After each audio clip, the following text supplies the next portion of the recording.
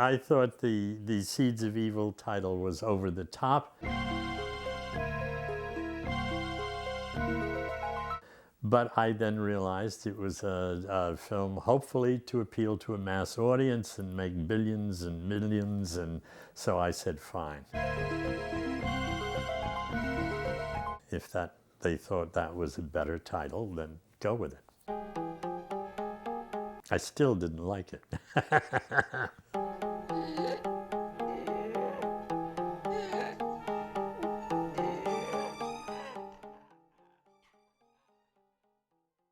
The story behind the story is I was in New York at that point. I was working in an advertising agency, and I was a producer and making lots and lots of commercials that everybody was seeing across the country. If you were in New York at that time, and I was very young and starting out as a young producer, you wrote scripts just because you wrote scripts. Everybody had a script that they wanted to do and make into a movie in New York. And that's a very different place than out in Hollywood.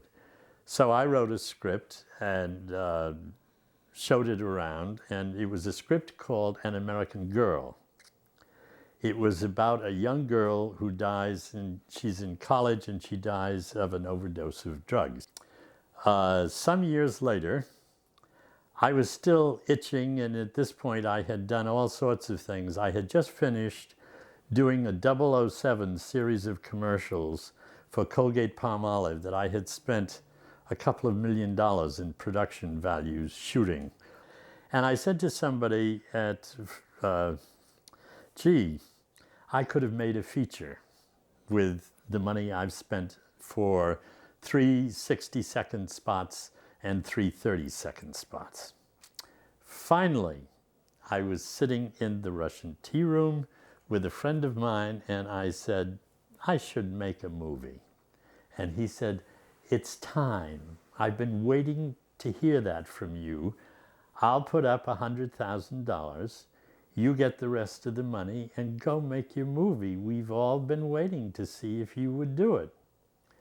So stunned, I thought, my God, I've got $100,000. This is insane. And then I realized that when I wrote American Girl,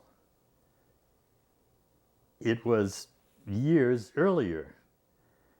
And Panic in Needle Park, Man with a Golden Arm, all sorts of films had come out about drug overdoses and this and that and the other.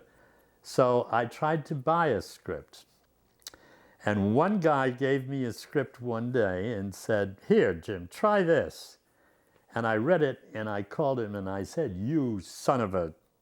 I said, it doesn't belong in my wastebasket, never mind yours. Why would you give me something like that?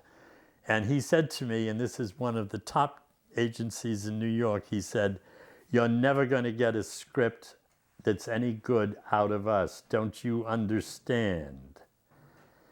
And he said, if you tell anybody I said this, I'll say you're a liar, but you're never going to get a script anywhere in New York. If it's any good at all, it's going to Hollywood.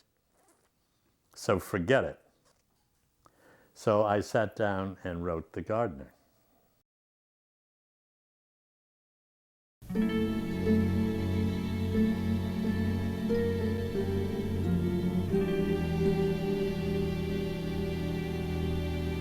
I knew Joe D'Alessandro was working with Andy Warhol before I signed on, and I never had seen Flesh or any of his films, but the mere fact that he was working with Warhol interested me. And in all honesty, I didn't know what sort of an actor he was or what he would bring to the part. Joe D'Alessandro was an interesting idea for The Gardener. At that point, he was very hot and heavy with Andy Warhol, and he was coming out of Trash and Flesh and things like that. And he had a rather large following around the world. And I thought he would be an interesting choice. I invited him to audition. He came and had lunch with me and really wanted to do the film. I think Joe was trying to expand at the time, and grow a little away from Andy. So he seemed a very good choice. So that's how we got Joe. Paul wanted to see me do something with the Hollywood scene, but he wanted to see me do something that that basically I wouldn't fail at, something that would be easy enough for me to do, that he believed that I could do, and pull it off. And so when he had read the script, he thought it would be, you know, something that I could get away with, because I don't know if he believed that I don't think at that period when we were together, he believed that I could do a script. And so his attitude was, if it was real simple, I probably could get away with it. You know? And I don't think I had very much dialogue in the film, especially when I was a tree.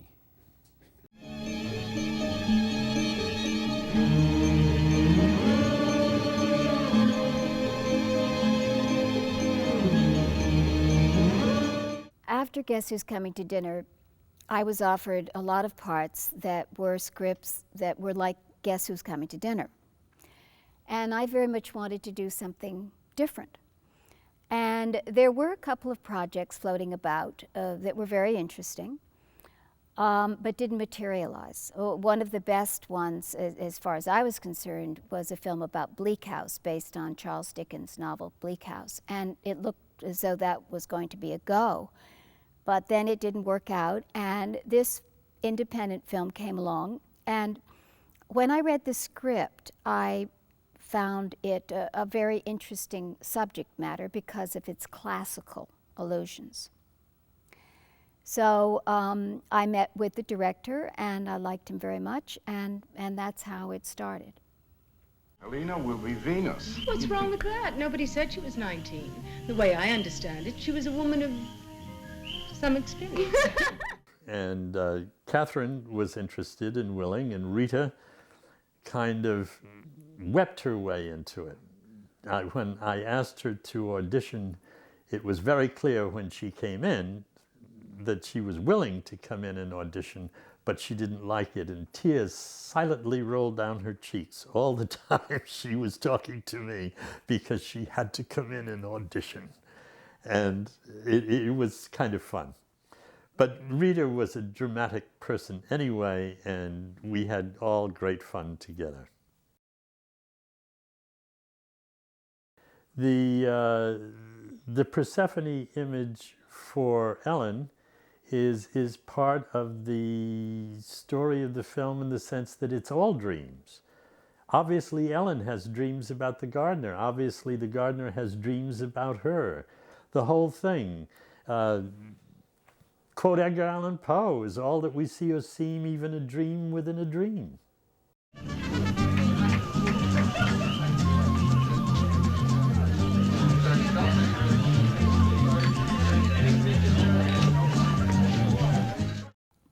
One of the things that I like most about Jim's script is that it did have a classical theme, which was the abduction of Persephone, who was the Greek goddess of spring. And the story goes that Hades, or the god of the underworld, captures her and takes her into Hades for 6 months out of every year, and that's winter.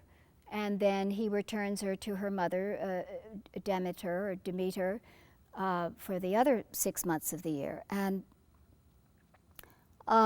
I think that all of the Greek myths have wonderful symbolic meanings, however you want to interpret them. And I liked the fact that he was attempting to make that myth contemporary. John was supposed to be the king of the dead, and she was Persephone, who was kidnapped and taken down to his kingdom. Yes. I think that what surprised me ultimately was the emphasis on the sexuality in the film, which in a way took away from some of the psychological depth that he had in the script. I always felt that the script was a lot more interesting than the film was, because he is a very educated man, and he had much more complexity, much more psychological complexity in the actual script. the only mistake I made, or the major mistake I made, was I became, as the fledgling director, I became the money man. And no artist should ever do that. And I stopped thinking creatively, and I started thinking, I've got to save the money. These people have invested and trusted me, and I became the money man. I was not going to overshoot. I was not going to go over budget. I was determined that I was going to bring it in on budget and on time. And it was the wrong way for me as a creative person to attack the film. Well, of course, one's always taking a chance with a director the first time, but I liked Jim as a person, and I liked what he was trying to do with the script. And although the story didn't turn out on film the way it read on the page, which was a disappointment to me, I've always felt that he was very well intentioned. And the damages that the film has, the things that I don't like about it, are caused by that, caused by the fact that I didn't have anybody experienced enough to watch me work and say to me, now stop, take a breath, think again, and look at what you're doing and see if you want to make any changes. And I did what I did, and I have to stand by it, and I'm not displeased with it, but it is not a way to be creative about a film, and it was silly in my part to do that. But that's what we do. We make those mistakes, and that was my big mistake. The character that Joe plays is really a kind of otherworldly character. And again, in the script, that was much clearer, that he was an otherworldly character. And as such, he has power through the flowers to manipulate people's minds. Now, I think that in this film, the weaknesses of the ladies around him are very apparent. Their silliness and their vanity, and the fact that they don't have anything important to do. So in that sense, his power shows up, the vacuousness of their lives. God, what a luncheon. Someone ought to tell Harriet, no matter how much you overdecorate your table, the food has to be edible. Oh, it wasn't that bad. I like the dessert. She's a little stingy on that, too. Well, what are you going to be? I don't know. I have to think about it. Gods of mythology. It's a fun idea. I think it's kind of ironic. It'll be interesting to see what gods people choose to be. Well, I know a couple of very good candidates for Bacchus. What didn't get exploited was his relationship with my character. In an obvious film, you would assume that he was going to seduce me and that I was going to become sexually involved with him in some way. And this doesn't happen. As somebody said recently, the film is very chaste in that respect. As part of a blue-nosed New Englander, that I wasn't going to make a trashy film, and I was thinking of rating, but also Joe wanted to get away from his image as the naked guy on film. And Joe very much was trying to stay away from having to take all his clothes off. He wanted to prove that he was an actor and not necessarily just a side of beef. So I guess it was just also maybe partly my Jesuit background at that time. I did it that way. I don't think it matters whether the star of a film is a beautiful man or a beautiful woman. They can both be exploited. And Joe doesn't remember this, but we had some serious talks about whether he was comfortable in being exploited, because I firmly felt that if he didn't feel comfortable, that he should just say he didn't want to do a certain scene.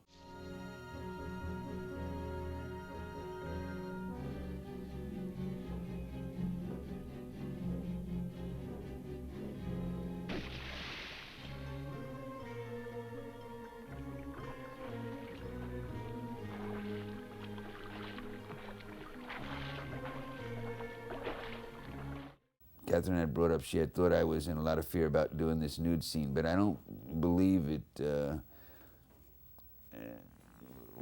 They had always, I think Jim had talked to me about how he wanted to do it, and I believe he always had said to me he wanted to do it from the back, just me entering the pool, and after I was in the water, I would turn to the camera and that would be it, because I think the scene called for Katharine to be glimpsing behind a plant or something at me, or from a window, I can't remember, I think it was behind a plant, watching me as I went into the pool. I don't think the film, today I probably would have shot it much more hotly and much more dramatically in those scenes, but I think you understand what's happening. I think that you see that Katharine's attraction to him is sexual, although she's trying not to see it that way. I think that in the script, the influence of him on her, let's say the point is that he is going to take her away into his realm, whether his realm is death or whatever, if she is to become his princess of the dark land. I didn't ever feel that that theme was exploited enough. It got sidetracked. And it got sidetracked, I felt, into an exploration which involved the homoerotic. I think, in looking back on it, that there must have been a conflict amongst the people who were making decisions about what this film was supposed to be about. And I think that some people probably wanted to tell a story, and other people were more interested in exploiting Joe's sexuality. And I think that in a careful watching of the film, you'll see that there are these two elements going on at the same time, and neither one really resolves. If it were a sexploitation film, it doesn't really come off successfully as that. And if it is a film that's an allegory about the effect of the supernatural on the natural world, that doesn't really quite come off either. We figured it would be cheaper shooting in Puerto Rico, and the weather would be more conducive to what we were shooting and what the story was. It was, after all, a story about a sort of a South American or Puerto Rican household and the tropics, essentially, and Puerto Rico seemed a good place to go. They welcomed us, and we had a wonderful time down there. We were even guests of the Hunt Club at Puerto Rico. They gave a ball for us. Initially, we were going to film the film in Haiti, but they were having the beginnings of a revolution. So we shot the film instead in Puerto Rico. Puerto Rico, yes, that's true. That was my, no, actually, no, I had been to Mexico, and when I was 16, 15 years old, I had gone off to Mexico to live, because I was a big criminal, and I had gone there to be a dishwasher. Yep, much more comfortable, and I had money in my pocket. It was kind of nice, and I had the biggest thing I learned, my biggest lesson down there with making that film was that I had a gambling addiction, and I played when I was down there at the casino and lost a little bit of money, enough to make me realize that my addiction could take me to bad places, and I never played again. I have to say that in my days off, driving around Puerto Rico, my boyfriend came to visit. I found it very depressing, the difference between, the big difference between the rich and the poor. And in some ways, it mirrored what the film was about. I think any society where the division between the rich and the poor is so great is in jeopardy. And it made me nervous, all the big houses with their gates and their guard dogs. We had rented as sort of an estate, a 5-acre estate in Puerto Rico with swimming pool and all of that, and guard dogs. And we were going through the house and discovered that in every room of the house, there was a panel in the wall, and you'd tap the panel and it would open, and there was a loaded gun in every room of that house. And thinking a film crew is going to come in here and live, and we're going to shoot a movie in this place for 2 months. No, we have to get rid of the guns. And I had to call the owner of the house and say, I'm sending you all your guns with a bonded messenger. And he said to me, no, no, no, Jim, you don't understand. You need them. You need them here to protect. And I said, not on a film set. We don't need guns. I'm afraid somebody will kill somebody with them if we have them. I found it much more interesting to work in the independent film environment because it didn't seem to be so laden with organization and all of the elements in a big studio, publicity and all of the pressures of that would go on in a big studio like Columbia.